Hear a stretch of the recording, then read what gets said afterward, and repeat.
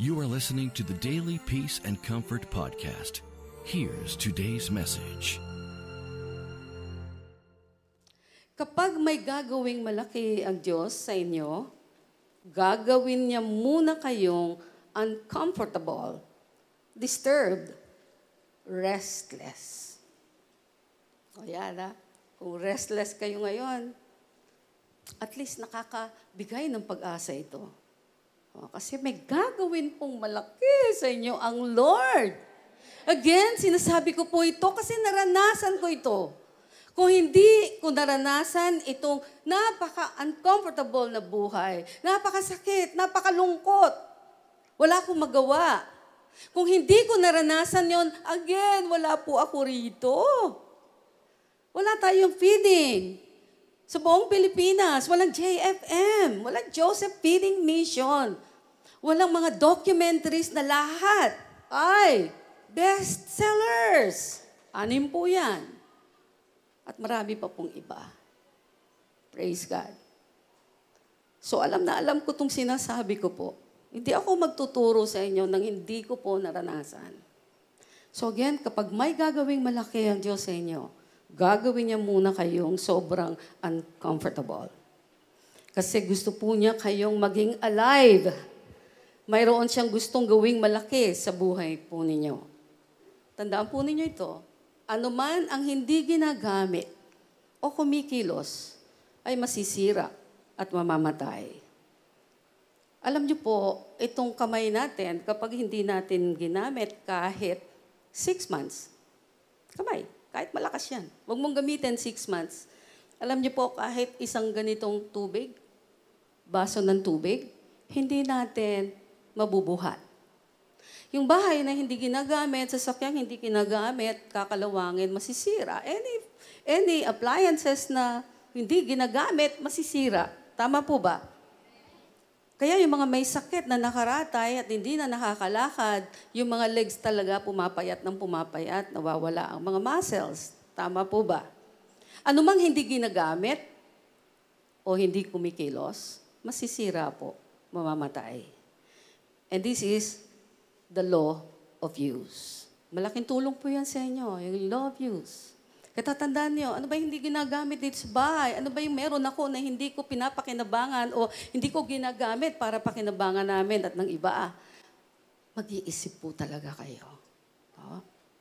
Kaya kapag kayo po ay parang nakaupo lang sa isang malaki at komportableng chair, kumakain ng chips, relaxed, sleepy, just watching yung television, well, alam niyo po, isa-shake kayo tulad ng waves sa dagat kung saan hindi po ninyo alam kung ano ang inyong gagawin. Totoo po yun.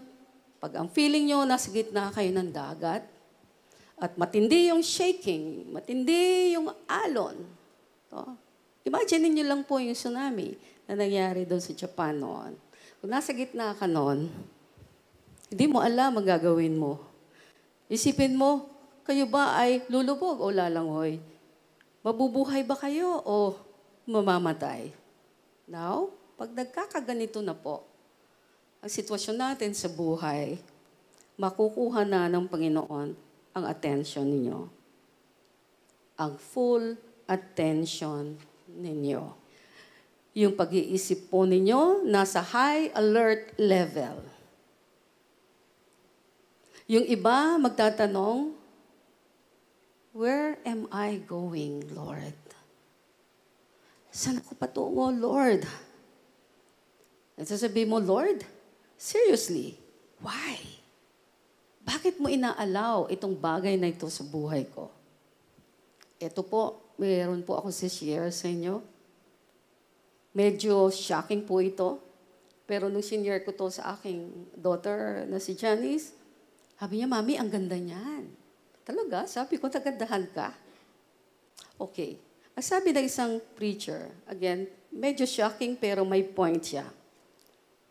Ito daw yung reason sa tinatanong natin. Pagka nandun tayo sa lugar na parang in danger tayo, wala tayong makapitan, sabihin mo, Lord, why? Lord, why? Ito po yung sabi niya. Because God is not interested in your happiness. He's not interested in your happiness. He is interested in your development. Yung character development. Dito siya interesado, or else humanap po kayo ng tao na hindi dinidisturb o inaalaw i-disturb ng Panginoon. Patuloy na disturbance. Hihinga ka ngayon, mamaya meron na naman. Hihinga ka ngayon, mamaya, tomorrow, meron na naman. Sino po ang kilala niyo, mayaman, matalino? I mean, nasa kanyang lahat. Sino po kilala niyo hindi na di-disturb? Meron po ba dito sa mundong ito? Ako wala. Wala akong alam. Kahit sumusunod sa Panginoon, madi-disturb. Kahit mahal ang Lord, madi-disturb. So, inalaw ng Panginoon. Why? Bakit ko inaalaw ma-disturb kayo? Maging uncomfortable kayo sa life ninyo kahit marami kayong pera. Kahit successful kayo. Kahit influential kayo. Darating ang panahon. And sometimes nga, hindi pa mahaba yung relaxation. Andyan na naman. Tama po ba? O minsan naman sabay-sabay. Na para ka talagang nalulunod sa gitna ng dagat at walang makasalo sa'yo o makasagip sa'yo. Totoo po ba itong sinasabi ko o hindi? Simple. Ang gusto pala talaga ng Panginoon ay yung character natin ma-develop. Okay? Kapag all is well and good, nagiging complacent po tayo. Up to the point na wala tayong appetite. Magbasa ng salita. Wala tayong appetite na maghanap ng salita. Right? Totoo po ba? Pag tayo enjoy sa life natin at komportable tayo, naghahanap po ba tayo ng salita? Attracted po ba tayo sa mga events sa church? No. Bigyan mo ang tao ng lahat ng gusto niya, makakalimutan niya talaga ang Diyos. Ito one tip, ayan, masakit-sakit ito, pero ito natuklasan ko eh. Kasi ako, ina-apply ko rin sa sarili ko to eh. Marami pa akong gusto sa buhay. Marami akong hinihingi sa Panginoon. And sometimes, nadedesperado ako na, Lord, bakit? Ang ganda naman ng gusto kong gawin. Bakit wala pa?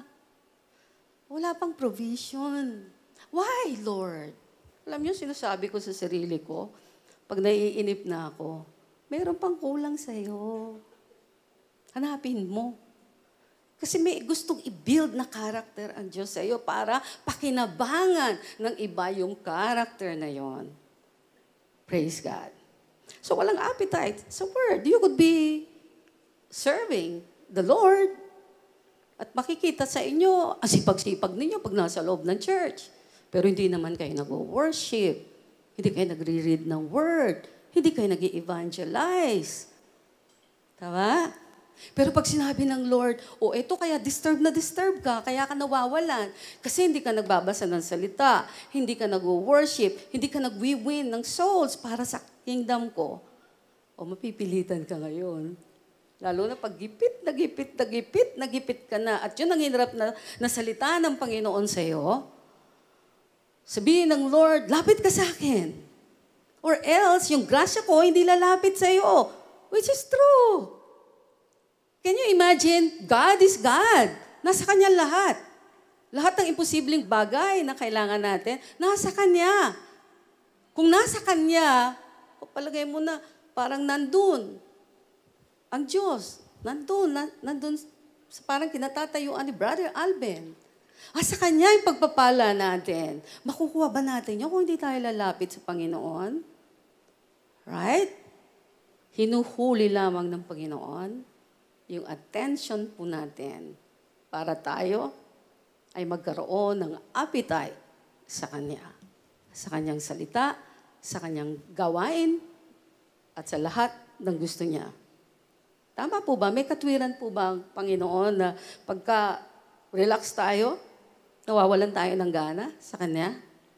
Pero kapag you are in trouble, unstable, nasa gitna, ng mga nagngangalit na alon sa dagat ng buhay at wala po kayong matanaw na lupa at desperado kayong nag-iisip, wondering what to do, which direction to take, and where to find help, bigla po ninyong hinahanap, tinatawag ang Panginoon.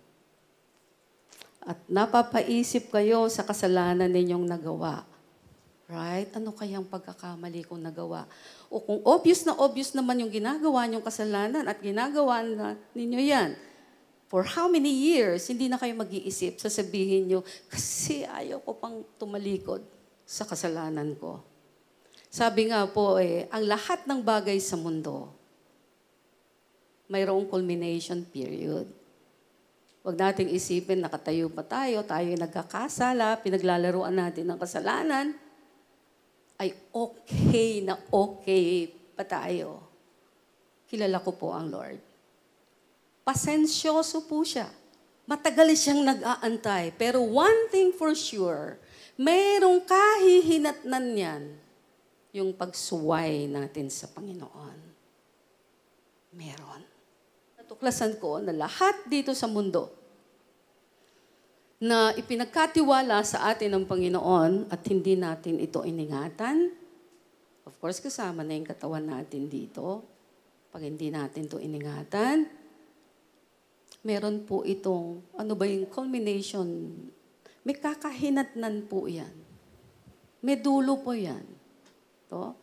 Lahat itong makikita natin dun sa dulo ng buhay natin, paglalakad natin, habang tumatanda tayo, makikita natin yung ginawa natin ng mga nakaraang taon, nakaraang araw. Nandun, makikita po ninyo. At kapag kayo tumatanda na, sasabihin ko po sa inyo, just like me, nanghihinayang po ako. Na nung bata ako, teenager ako, ay hindi ako naturuan ng magulang ko ng ganitong klaseng naririnig po ninyo. To? Wish ko lang meron at ako'y nag-aral, at least meron akong option kung anong gagawin ko o hindi. Mapalad yung mga kabataang naririto. Sabihin ko sa inyo, huwag na kayong maglaro-laro sa mundo. Pumili kayo ng matatag, mahalin ninyo yung sarili nyo para sa Panginoon. Okay? Wish ko lang, bata pa akong katulad ninyo. Kasi ganun pala yung tumatanda. Ang dami kong nadidiscover.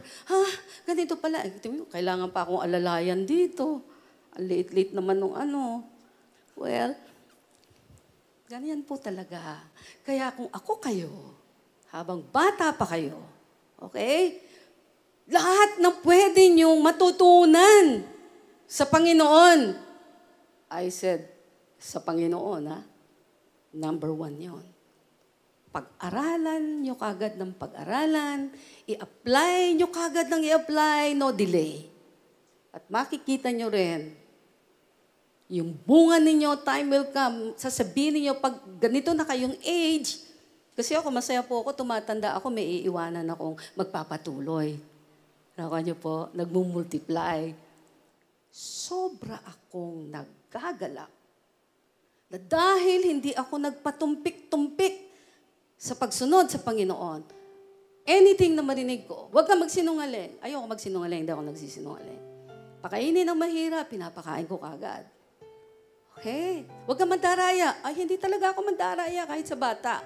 I mean, simple obedience na ginawa ko. Pag narinig ko gusto ng Panginoon, action kagad ako. Hindi ko alam na yung obedience na maliliit na ganon, magiging buhay mo na yon.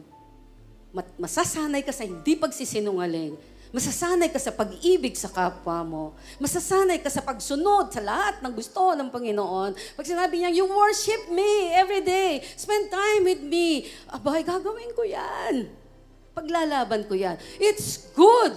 Hindi po ako nag-stop kahit bumabagyo ang buhay ko. Sa buhay ko, lahat na yata ng klaseng bagyo, lahat na yata, naranasan ko po. Pero hindi po ako huminto sa pag-worship sa buhay na Diyos na sinasamba o sinasamba natin sa lugar na ito. You know, there is a pattern. na dapat sinusundan natin, walang patid yung pagkilos na yan sa pagsunod sa Panginoon. At pagdating ninyo ng 60, 64, yung mga anak ninyo, sasabihin nyo, thank you, Lord. Salamat. Pinasunod mo ako. Grabe, yung dinaanan ko, Panginoon. Hindi ko ina-expect mabubuhay pa ako sa titindi ng pain, ng pasakit, ng hirap, ng lungkot. Lahat. Salamat po, Panginoon, na binigyan mo pa rin ako ng salitang papuri sa iyo, Panginoon, kung kahit dun sa lugar na ang tingin ko po, nandun ako sa kailaliman ng hell. I still say, praise you, Lord! You know why? Kaya ako nagpapasalamat sa iyo kasi kahit nagdadaan ako dito, sa akin, tagumpay na yung sabihin ko pa rin sa iyo, praise you, Lord! To me, that's already victory. When you can say, thank you, Lord. Kung nandun ka sa loob, sa ilalim, sa pinakamalalim na dako ng hell, hindi ko kayang sabihin sa inyo po. Lahat-lahat. Pero I know it's recorded in God's heart. Yun po yung hinihingi ng Panginoon sa atin sapagkat gusto niyang baguhin ang buhay natin. Nalulungkot po ang Panginoon na hindi nagbabago ang buhay ng lahat ng mga taong tinubos niya ng kanyang dugo. Masakit po sa Panginoon yan. Continuous obedience, walang sawang obedience, walang sawang pagkalkal, pagdig, ano pa yung gusto ng Lord, ano pa yung gusto ng Lord, ano pa yung gusto ng Lord. Hanap kayo ng hanap ng salita ng Panginoon kasi hinahanap nyo lahat ang gusto ng Panginoon upang masunod nyo ito. Sapagkat ito ang tunay na nagmamahal sa Panginoon. Hinahanap niya yung salita niya, hinahanap ng taong nagmamahal sa Panginoon yung gusto ng mahal niyang Panginoon. Ang tunay na nagmamahal, hinahanap niya yung gusto ng mahal niya. Tama po ba? Hindi siya nabubuhay sa sarili niya. Willing siya to sacrifice. Tama po ba?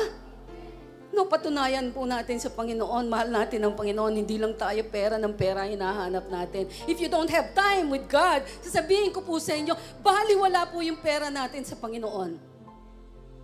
Yung pinaka-valuable, precious gift or offering that we could lay to sa altar ng God is our time.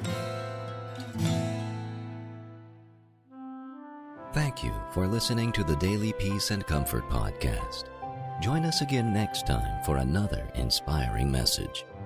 For more information and teaching resources, you can visit our website at www.therockofmysalvation.org. God bless you and have a great day.